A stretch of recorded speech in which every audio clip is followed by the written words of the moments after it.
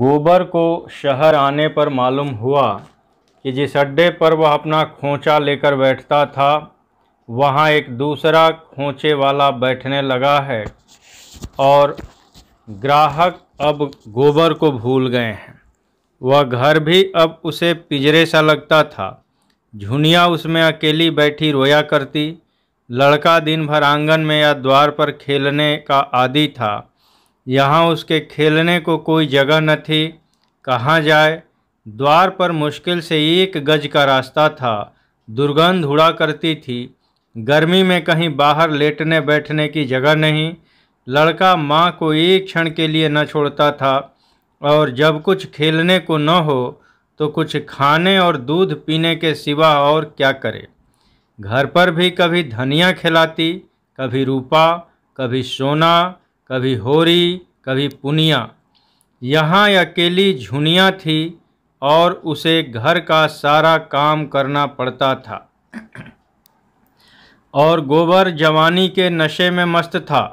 उसकी अतृप्त लालसाएं विषय भोग के सागर में डूब जाना चाहती थीं। किसी काम में उसका मन न लगता।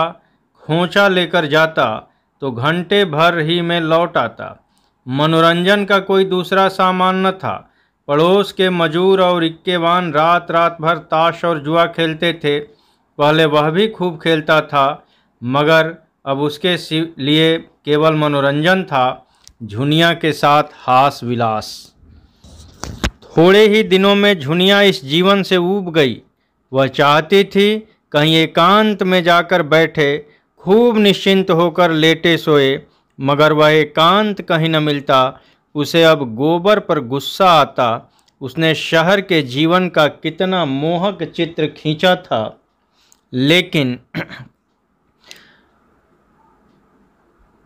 और वहाँ इस काल कोठरी के सिवा और कुछ नहीं। बालक से भी उसे चिढ़ होती थी। कभी कभी वह उसे मारकर बाहर निकाल देती और अंदर से किवाड़ बंद कर लेती। बालक रोते रोते बेदम हो जाता। उस पर विपत्ति यह कि उसे दूसरा बच्चा पैदा होने वाला था। कोई आगे न पीछे। अक्सर सिर में दर्द हुआ करता। खाने से अरुचि सी हो गई थी। ऐसी तंद्रा होती थी कि कोने में चुपचाप पड़ी रहे, कोई उसे न बोले चाले। मगर यहाँ गोबर का निष्ठुर प्रेम स्वागत के लिए द्वार खटखटाता रहता था।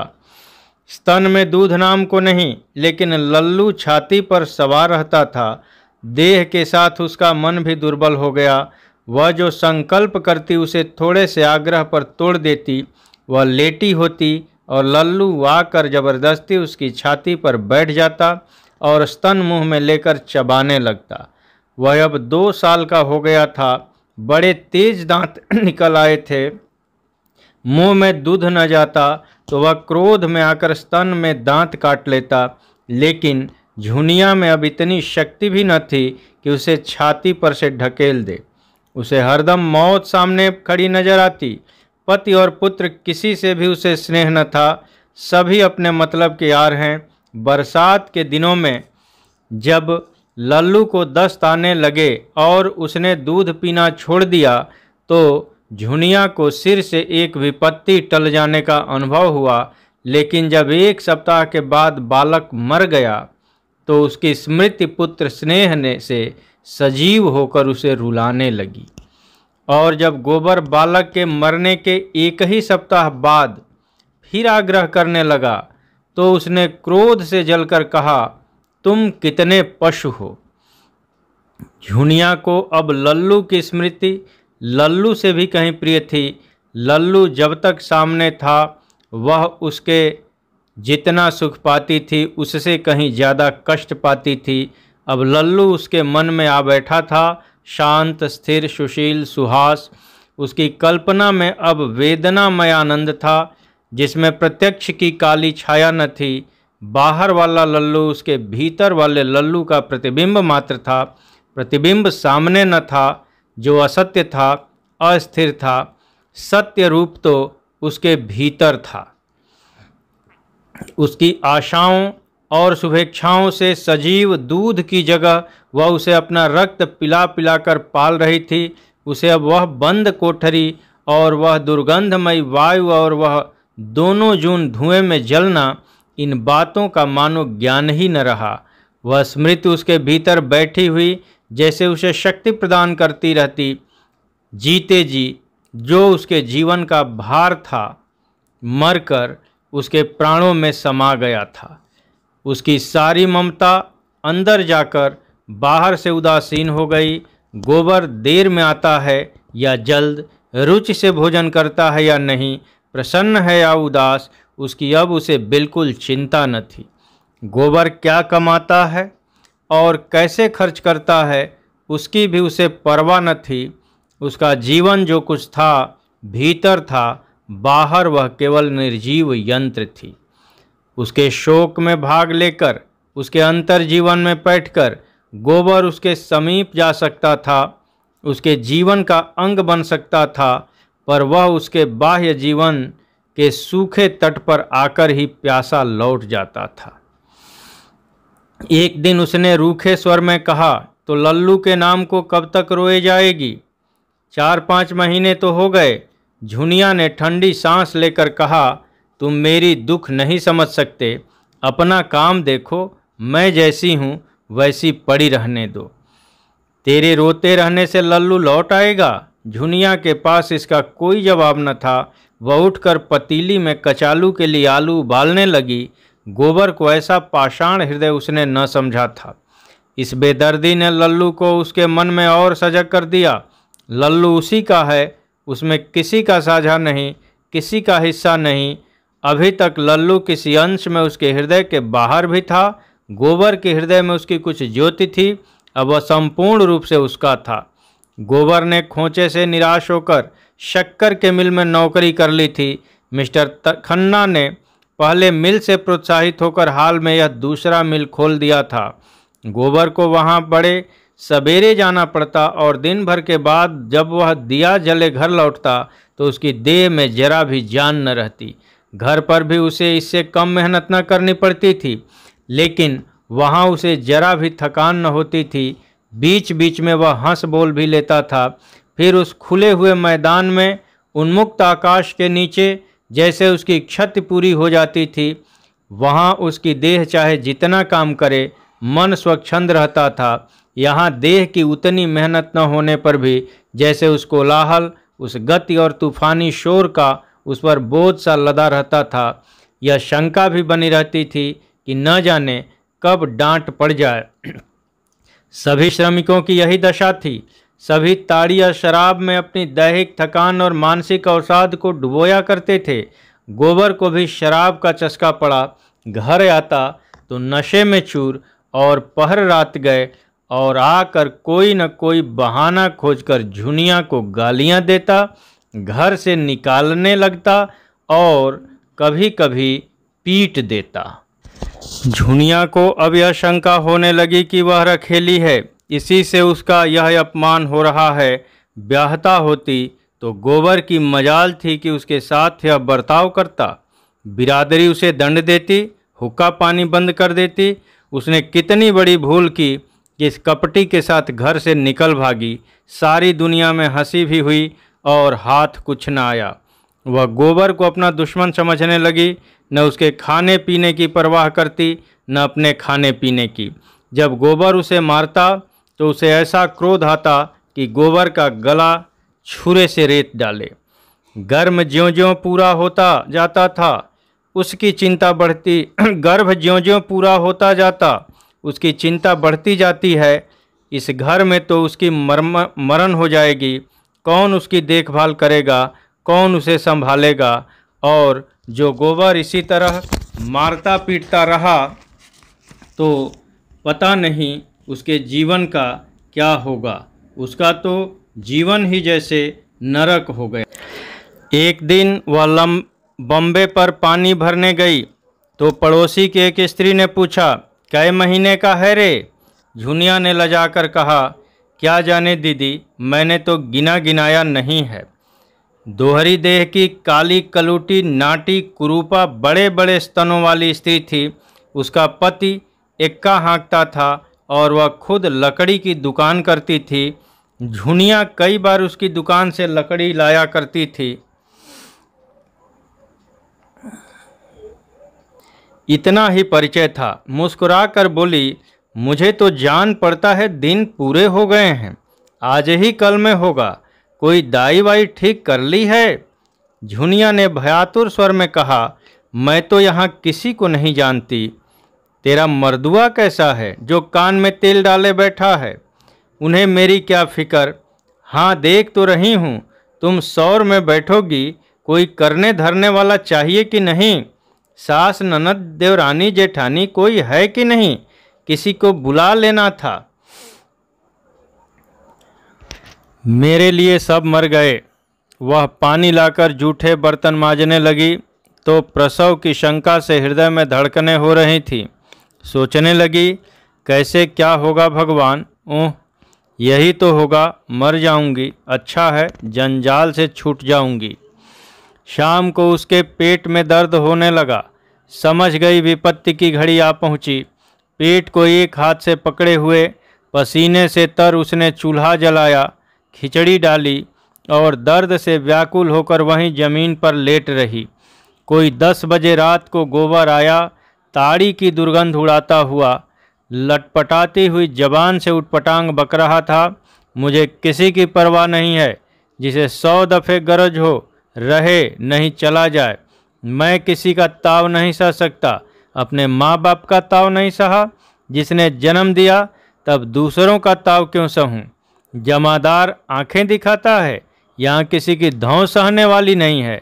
लोगों ने पकड़ न लिया होता तो खून पी जाता खून। कल देखूंगा बच्चा को, फांसी ही तो होगी। दिखा दूंगा कि मर्द कैसे मरते हैं। हंसता हुआ, कड़ता हुआ, मूँछों पर ताव देता हुआ फांसी के तख्ते पर जाऊं तो सही। औरत की जात कितनी बेवफा होती है। खिचड़ी डाल दी और टांग पसार कर सो रही। कोई खाए या न खाए, उसकी बला से। आप मज़े से फुलके उड़ाती है, मेरे लिए खिचड़ी। सत्ता ले जितना सता ले, मुझे भगवान सताएंगे जो न्याय करते हैं। उसने झुनिया को जगाया नहीं, कुछ बोला नहीं। चुपके से खिचड़ी थाली में निकाली और 2-4 कौर निगल कर बरामदे में लेट रहा। पिछले पहर उसे सर्दी लगी। कोठरी में कंबल लेने गया तो झुनिया के कराहने की आवाज़ सुनी। नशा उतर चुका था। पूछा, कैसा जी है झुनिया, कहीं दर्द है क्या? हाँ, पेट में जोर से दर्द हो रहा है। तूने पहले क्यों नहीं कहा? अब इस वक्त कहाँ जाऊँ? किससे कहती? मैं क्या मर गया था? तुम्हें मेरे मरने जीने की क्या चिंता? गोबर घबराया, कहाँ दाई खोजने जाए? इस वक्त वह आने ही क्यों लगी? घर में कुछ है भी तो नहीं। चुड़ैल ने न बता दिया होता तो किसी से तो 2-4 रुपये मांग के कुछ किया होता। उन्हीं हाथों में 100-50 रुपये हरदम पड़े रहते थे। 4 आदमी खुशामद करते थे। इस कुलच्छनी के आते ही जैसे लक्ष्मी रूठ गई, टके टके को मोहताज हो गया। सहसा किसी ने पुकारा, यह क्या तुम्हारी घरवाली करा रही है? दर्द तो नहीं हो रहा है? यह वही मोटी औरत थी जिसे आज झुनिया की बातचीत हुई थी। घोड़े को दाना खिलाने उठी थी। झुनिया का कराहना सुनकर पूछने आ गई थी। गोबर ने बरामदे में आकर कहा, पेट में दर्द है, छटपटा रही है, यहाँ कोई दाई मिलेगी? वह तो मैं आज उसे देखकर ही समझ गई थी। दाई कच्ची सराय में रहती है। लपक कर बुला लाओ, कहना जल्दी चल, तब तक मैं यहीं बैठी हूँ। मैंने तो कच्ची सराय नहीं देखी, किधर है? अच्छा, तुम उसे पंखा झलते रहो, मैं बुलाए लाती हूँ। यही कहते हैं, अनाड़ी आदमी किसी काम का नहीं, पूरा पेट और दाई की खबर नहीं। यह कहती हुई वह चल दी। इसके मुंह पर तो लोग उसे चूहिया कहते हैं, यही इसका नाम था, लेकिन पीठ पीछे मोटल्ली कहा करते थे। किसी को मोटल्ली कहते सुन लेती तो उसके 7 पुरखों तक चढ़ जाती थी। गोबर को बैठे 10 मिनट भी न हुए होंगे कि वह लौट आई और बोली, अब संसार में गरीबों का कैसे निबाह होगा। राण कहती है 5 रुपये लूँगी, तब चलूँगी, और 8 आने रोज़, 12वें दिन एक साड़ी। मैंने कहा, तेरा मुंह झुलस दूँ, तू जा चूल्हे में, मैं देख लूँगी। 12 बच्चों की माँ यूं ही नहीं हो गई हूँ। तुम बाहर आ जाओ गोवर्धन, मैं सब कर लूँगी। बकत पड़ने पर आदमी ही आदमी के काम आता है। 4 बच्चे जना लिए तो दाई बन बैठी। वह झुनिया के पास जा बैठी और उसका सिर अपनी जांघ पर रख कर उसका पेट सहलाती हुई बोली, मैं तो आज तुझे देखते ही समझ गई थी। सच पूछो तो इसी धड़के में आज मुझे नींद न आई। यहाँ तेरा कौन सगा बैठा है? झुनिया ने दर्द से दांत जमाकर सी करते हुए कहा, अब न बचूंगी दीदी। हाय, मैं तो भगवान से मांगने न गई थी। एक को पाला पोसा, उसे तुमने छीन लिया, तो फिर इसका कौन काम था? मैं मर जाऊं माता तो तुम बच्चे पर दया करना, उसे पाल पोस लेना, भगवान तुम्हारा भला करेगा। चूहिया स्नेह से उसके केश सहलाती हुई बोली, धीरज धर बेटी, धीरज धर, अभी क्षण भर में कष्ट कटा जाता है। तूने भी तो जैसे चुप्पी साध ली थी, इसमें किस बात की लाज? मुझसे बता दिया होता तो मैं मौलवी साहब के पास से ताबीज ला देती, वही मिर्जा जी जो इस हाते में रहते हैं। इसके बाद झुनिया को कुछ होश न रहा। 9 बजे सुबह उसे होश आया तो उसने देखा चूहिया शिशु को लिए बैठी है और वह साफ साड़ी पहने लेटी हुई है। ऐसी कमजोरी थी मानो देह में रक्त का नाम न हो। चूहिया रोज सवेरे आकर झुनिया के लिए हरीरा और हलवा पका जाती और दिन में भी कई बार आकर बच्चे को उबटन मल जाती और ऊपर का दूध पिला जाती। आज चौथा दिन था पर झुनिया के स्तनों में दूध न उतरा था। शिशु रो रो कर गला फाड़े लेता था, लेकिन ऊपर का दूध उसे पचता न था। एक क्षण को भी चुप न होता था। चूहिया अपना स्तन उसके मुंह में देती, बच्चा एक क्षण चूसता, पर जब दूध न निकलता तो फिर चीखने लगता। जब चौथे दिन सांझ तक भी झुनिया के दूध न उतरा तो चूहिया घबराई। बच्चा सूखता चला जाता था। न खास पर एक पेंशनर डॉक्टर रहते थे। चूहिया उन्हें ले आई। डॉक्टर ने देखभाल कर कहा, इसकी देह में खून तो है ही नहीं, दूध कहाँ से आए? समस्या जटिल हो गई। देह में खून लाने के लिए महीनों पुष्टिकारक दवाएं खानी पड़ेंगी, तब कहीं दूध उतरेगा। तब तक तो इस मांस के लोथड़े का ही काम तमाम हो जाएगा। पहर रात हो गई थी। गोबर ताड़ी पिए ओसारे में पड़ा था। चूहिया बच्चे को चुप कराने के लिए उसके मुंह में अपनी छाती डाले हुए थी कि सहसा उसे ऐसा मालूम हुआ कि उसकी छाती में दूध आ गया। प्रसन्न होकर बोली, ले झुनिया, अब तेरा बच्चा जी जाएगा, मेरे दूध आ गया। झुनिया ने चकित होकर कहा, तुम्हें दूध आ गया? नहीं री, सच, मैं तो नहीं पति आती। देख ले। उसे अपना स्तन दबाकर दिखाया। दूध की धार फूट निकली। झुनिया ने कहा, तुम्हारी छोटी बिटिया तो 8 साल से कम की नहीं है। हाँ, 8वां है, लेकिन मुझे दूध बहुत होता था। इधर तो तुम्हें कोई बाल बच्चा नहीं हुआ। वही लड़की पेट पोछनी थी। छाती बिल्कुल सूख गई थी, लेकिन भगवान की लीला है और क्या। अब से चूहिया 4-5 बार आकर बच्चे को दूध पिला जाती। बच्चा पैदा तो हुआ था दुर्बल, लेकिन चूहिया का स्वस्थ दूध पीकर गदराया जाता था। एक दिन चूहिया नदी स्नान करने चली गई। बच्चा भूख के मारे छटपटाने लगा। चूहिया 10 बजे लौटी तो झुनिया बच्चे को कंधे से लगाए झुला रही थी और बच्चा रोए जाता था। चूहिया ने बच्चे को उसकी गोद में लेकर दूध पिला देना चाहा, पर झुनिया ने उसे झिड़क कर कहा, रहने दो, अभागा मर जाए वही अच्छा, किसी का एहसान तो न लेना पड़े। चूहिया गिड़गिड़ाने लगी। झुनिया ने बड़े अदरावन के बाद बच्चा उसकी गोद में दिया, लेकिन झुनिया और गोबर में अब भी न पड़ती थी। झुनिया के मन में बैठ गया था कि यह पक्का मतलबी बेदर्द आदमी है, मुझे केवल भोग की वस्तु समझता है। चाहे मैं मरूं या जीऊं, उसकी इच्छा पूरी किए जाऊं, उसे बिल्कुल गम नहीं। सोचता होगा यह मर जाएगी तो दूसरी लाऊंगा, लेकिन मुंह धो रखें बच्चू, मैं ही ऐसी अल्हड़ थी कि तुम्हारे फंदे में आ गई। अब तो पैरों पर सिर रख देते थे। यहाँ आते ही न जाने क्यों जैसे इसका मिजाज ही बदल गया। जाड़ा आ गया था, पर न ओढ़न न बिछावन। रोटी दाल से जो 2-4 रुपए बचते ताड़ी में उड़ जाते थे। एक पुराना लिहाफ था, दोनों उसी में सोते थे, लेकिन फिर भी उनमें 100 कोस का अंतर था। दोनों एक ही करवट में रात काट देते। गोबर का जी शिशु को गोद में लेकर खिलाने के लिए तरस कर रह जाता था।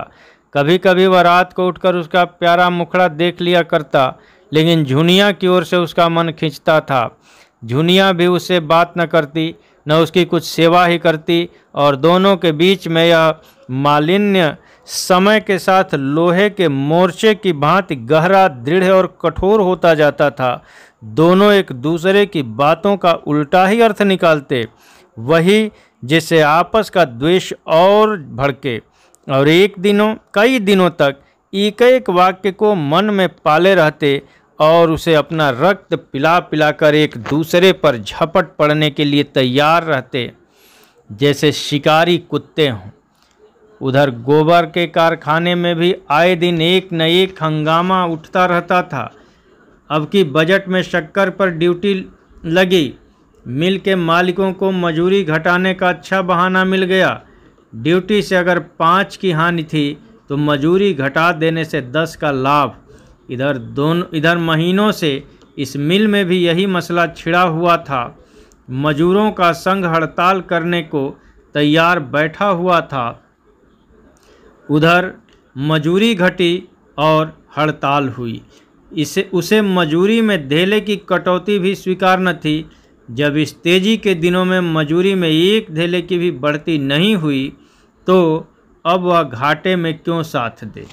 मिर्जा खुर्शेद संघ के सभापति और पंडित ओंकारनाथ बिजली संपादक मंत्री थे। दोनों ऐसी हड़ताल कराने पर तुले हुए थे कि मिल मालिकों को कुछ दिन याद रहे। मजूरों को भी हड़ताल से क्षति पहुंचेगी, यहाँ तक कि हजारों आदमी रोटियों को भी मोहताज हो जाएंगे। इस पहलू की ओर उनकी निगाह बिल्कुल न थी, और गोबर हड़तालियों में सबसे आगे था। उदंड स्वभाव का था ही, ललकारने की ज़रूरत थी। फिर वह मारने मरने को न डरता था। एक दिन झुनिया ने उसे भी कड़ा करके समझाया भी, तुम बाल बच्चे वाले आदमी हो, तुम्हारा इस तरह आग में कूदना अच्छा नहीं। इस पर गोबर बिगड़ उठा, तू कौन होती है मेरे बीच में बोलने वाली, मैं तुझसे सलाह नहीं पूछता। बात बढ़ गई और गोबर ने झुनिया को खूब पीटा। चूहिया ने आकर झुनिया को छुड़ाया और गोबर को डांटने लगी। गोबर के सिर पर शैतान सवार था। लाल लाल आंखें निकाल कर बोला, तुम मेरे घर में मत आना, तुम्हारे आने का कुछ काम नहीं। चूहिया ने व्यंग के साथ कहा, तुम्हारे घर ना आऊँगी तो मेरी रोटियां कैसे चलेंगी। यहीं से मांग जांच कर ले जाती हूँ, तब तवा गर्म होती है। मैं न होती लाला तो यह बीबी आज तुम्हारी लातें खाने के लिए बैठी न होती। गोबर घूंसा तान कर बोला, मैंने कह दिया मेरे घर में न आया करो, तुम्ही ने इस चुड़ैल का मिजाज आसमान पर चढ़ा दिया है। चूहिया वहीं डटी हुई निशंक खड़ी थी। बोली, अच्छा अब चुप रहना गोबर, बेचारी अधमरी लड़कोरी औरत को मार कर तुमने कोई बड़ी जमा मर्दी का काम नहीं किया है। तुम उसके लिए क्या करते हो कि तुम्हारी मार सहे। 1 रोटी खिला देते हो इसलिए अपने भाग बखानों की ऐसी गऊ औरत पा गए हो। दूसरी होती तो तुम्हारे मुंह में झाड़ू मारकर निकल गई होती। मोहल्ले के लोग जमा हो गए और चारों ओर से गोबर पर फटकारें पड़ने लगीं। वही लोग जो अपने घरों में अपनी स्त्रियों को रोज पीटते थे, इस वक्त न्याय और दया के पुतले बने हुए थे। चूहिया और शेर हो गई और फरियाद करने लगी, दाढ़ीजार कहता है मेरे घर ना आया करो, बीवी बच्चा रखने चला है। यह नहीं जानता कि बीवी बच्चों का पालना बड़े गुर्दे का काम है। इससे पूछो, मैं न होती तो आज यह बच्चा जो बछड़े की तरह कुलेलें कर रहा है कहाँ होता। औरत को मारकर जवानी दिखाता है। मैं न हुई तेरी बीवी, नहीं यही जूती उठाकर मुंह पर तड़ातड़ जमाती और कोठरी में ढकेल कर बाहर से किवाड़ बंद कर देती, दाने को तरस जाते। गोबर झल्लाया हुआ अपने काम पर चला गया। चूहिया औरत न होकर मर्द होती तो मज़ा चखा देता, औरत के मुंह क्या लगे। मिल में असंतोष के बादल घने होते जा रहे थे। मजदूर बिजली की प्रतियां जेब में लिए फिरते और जरा भी अवकाश पाते तो 2-3 मजदूर मिलकर उसे पढ़ने लगते। पत्र की बिक्री खूब बढ़ रही थी। मजदूरों के नेता बिजली कार्यालय में आधी रात तक बैठे हड़ताल की स्कीमें बनाया करते और प्रातःकाल जब पत्र में यह समाचार मोटे मोटे अक्षरों में छपता तो जनता टूट पड़ती और पत्र की कापियां दूने तिगुने दाम पर बिक जाती। उधर कंपनी के डायरेक्टर भी अपने घात में बैठे हुए थे। हड़ताल हो जाने में ही उनका हित था। आदमियों की कमी तो है नहीं, बेकारी बढ़ी हुई है। इसके आधे वेतन पर ऐसे ही आदमी आसानी से मिल सकते हैं। माल की तैयारी में एकदम आधी बचत हो जाएगी। 10-5 दिन काम का हर्ज होगा, कुछ परवाह नहीं। आखिर यही निश्चय हो गया कि मजूरी में कमी का ऐलान कर दिया जाए। दिन और समय नियत कर दिया गया। पुलिस को सूचना दे दी गई। मजूरों को कानों कान खबर न थी। वे अपनी घात में थे। उसी वक्त हड़ताल करना चाहते थे जब गोदाम में बहुत थोड़ा माल रह जाए और मांग की तेजी हो। एकाएक एक दिन जब मजूर लोग शाम को छुट्टी पाकर चलने लगे तो डायरेक्टरों का ऐलान सुना दिया गया। उसी वक्त पुलिस आ गई। मजूरों को अपनी इच्छा के विरुद्ध उसी वक्त हड़ताल करनी पड़ी जब गोदाम में इतना माल भरा हुआ था कि बहुत तेज मांग होने पर भी 6 महीने से पहले न उठ सकता था। मिर्जा खुर्शीद ने यह खबर सुनी तो मुस्कुराए जैसे कोई मनस्वी योद्धा अपने शत्रु के रणकौशल पर मुग्ध हो गया हो। एक क्षण विचारों में डूबे रहने के बाद बोले, अच्छी बात है, अगर डायरेक्टरों की यही इच्छा है तो यही सही। हालतें उनके मुआफिक हैं, लेकिन उन्हें न्याय का बल है। वह लोग नए आदमी रखकर अपना काम चलाना चाहते हैं। हमारी कोशिश यह होनी चाहिए कि उन्हें एक भी नया आदमी न मिले। यही हमारी फतह होगी। बिजली कार्यालय में उसी वक्त खतरे की मीटिंग हुई। कार्यकारिणी समिति का भी संगठन हुआ। पदाधिकारियों का चुनाव हुआ और 8 बजे रात को मजूरों का लंबा जुलूस निकला। 10 बजे रात को कल का सारा प्रोग्राम तय किया गया और यह ताकीद कर दी गई कि किसी तरह का दंगा फसाद न होने पाए। मगर सारी कोशिश बेकार हुई। हड़तालियों ने न मजूरों की टिड्डी दल मिल के द्वार पर खड़ा देखा तो उनकी हिंसा वृत्ति काबू के बाहर हो गई। सोचा था 100-100, 50-50 आदमी रोज भर्ती के लिए आएंगे, उन्हें समझा बुझाकर या धमकाकर भगा देंगे। हड़तालियों की संख्या देखकर नए लोग आप ही भयभीत हो जाएंगे। मगर यहाँ तो नक्शा ही कुछ और था। अगर यह सारे आदमी भर्ती हो गए तो हड़तालियों के लिए समझौते की कोई आशा न थी। तय हुआ कि नए आदमियों को मिल में जाने ही न दिया जाए। बल प्रयोग के सिवा और कोई उपाय न था। नया दल भी लड़ने मरने पर तैयार था। उनमें अधिकांश ऐसे भूखमरे थे जो इस अवसर को किसी तरह भी न छोड़ना चाहते थे। भूखों मर जाने से या अपने बाल बच्चों को भूखों मरते देखने से तो यह कहीं अच्छा था कि इस परिस्थिति से लड़कर मरें। दोनों दलों में फौजदारी हो गई। बिजली संपादक तो भाग खड़े हुए। बेचारे मिर्जा जी पिट गए और उनकी रक्षा करते हुए गोबर भी बुरी तरह घायल हो गया। मिर्जा जी पहलवान आदमी थे और मजे हुए फिकैत अपने ऊपर कोई गहरा वार न पड़ने दिया। गोबर गंवार था, पूरा लट्ठ मारना जानता था पर अपनी रक्षा करना न जानता था, जो लड़ाई में मारने से ज़्यादा महत्व की बात है। उसके एक हाथ की हड्डी टूट गई, सिर खुल गया और अंत में वह वहीं ढेर हो गया। कंधों पर अनगिनती लाठियां पड़ी थीं जिससे उसका एक अंग चूर हो गया था। हड़तालियों ने उसे गिरते देखा तो भाग खड़े हुए। केवल 10-12 जने जंचे हुए आदमी मिर्जा को घेर कर खड़े रहे। नए आदमी विजय पताका उड़ाते हुए मुल में दाखिल हुए और पराजित हड़ताली अपने हताहतों को उठा उठाकर अस्पताल पहुंचाने लगे। मगर अस्पताल में इतने आदमियों के लिए जगह न थी। मिर्जा जी तो ले लिए गए। गोबर की मरहम पट्टी करके उसके घर पहुंचा दिया गया। झुनिया ने गोबर की वह चेष्टाहीन लोथ देखी तो उसका नारित्व जाग उठा। अब तक उसने उसे सबल के रूप में देखा था, जो उस पर शासन करता था, डांटता था, मारता था। आज वह अपंग था, निस्सहाय था, दयनीय था।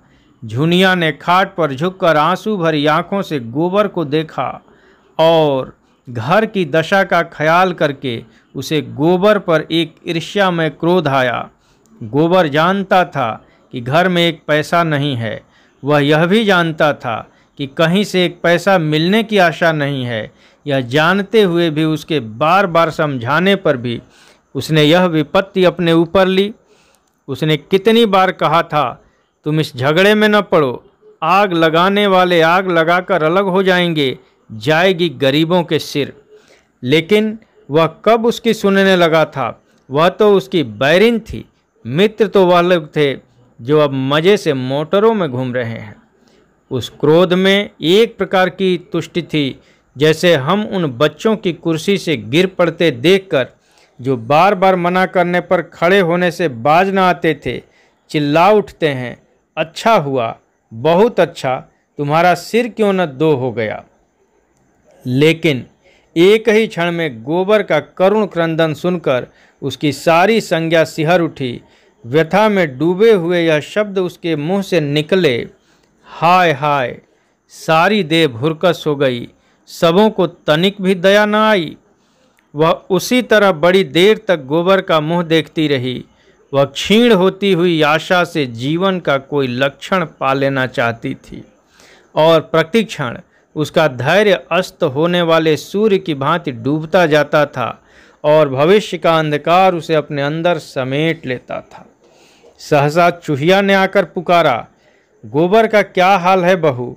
मैंने तो अभी सुना, दुकान से दौड़ी आई हूँ। झुनिया के रुके हुए आंसू उबल पड़े। कुछ बोल न सकी। भयभीत आँखों से चूहिया की ओर देखा। चूहिया ने गोबर का मुंह देखा, उसकी छाती पर हाथ रखा और आश्वासन भरे स्वर में बोली, यह 4 दिन में अच्छे हो जाएंगे, घबरा मत। कुशल हुई, तेरा सुहाग बलवान था। कई आदमी उसी दंगे में मर गए। घर में कुछ रुपए पैसे हैं? झुनिया ने लज्जा से सिर हिला दिया। मैं लाए देती हूँ, थोड़ा सा दूध लाकर गर्म कर ले। झुनिया ने उसके पांव पकड़कर कहा, दीदी तुम ही मेरी माता हो, मेरा दूसरा कोई नहीं है। जाड़ों की उदास संध्या आज और भी उदास मालूम हो रही थी। झुनिया ने चूल्हा जलाया और दूध उबालने लगी। चूहिया बरामदे में बच्चे को लिए खिला रही थी। सहसा झुनिया भारी कंठ से बोली, मैं बड़ी अभागिन हूँ दीदी। मेरे मन में ऐसा आ रहा है जैसे मेरे ही कारण इनकी यह दशा हुई है। जी कुढ़ता है, तब मन दुखी होता ही है, फिर गालियाँ भी निकलती हैं, शराब भी निकलता है। कौन जाने मेरी गालियों। इसके आगे वह कुछ न कह सकी। आवाज़ आंसुओं के रेले में बह गई। चूहिया ने अंचल से उसके आंसू पोंछते हुए कहा, कैसी बातें सोचती है बेटी। यह तेरे सिंदूर का भाग है कि यह बच गए। मगर हाँ, इतना है कि आपस में लड़ाई हो तो मुंह से चाहे जितना बकले, मन में कीना न पाले। बीज अंदर पड़ा तो अखुआ निकले बिना नहीं रहता। झुनिया ने कंपन भरे स्वर में पूछा, अब मैं क्या करूं दीदी?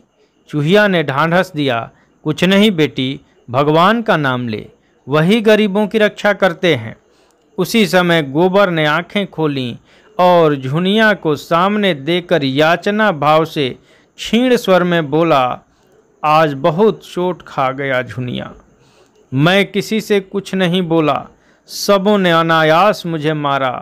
कहा सुना माफ़ कर, तुझे सताया था, उसी का यह फल मिला। थोड़ी देर का और मेहमान हूँ, अब न बचूंगा। मारे दर्द के सारी देह फटी जाती है। चूहिया ने अंदर आकर कहा, चुपचाप पड़े रहो, बोलो चालो नहीं, मरोगे नहीं, इसका मेरा जुम्मा।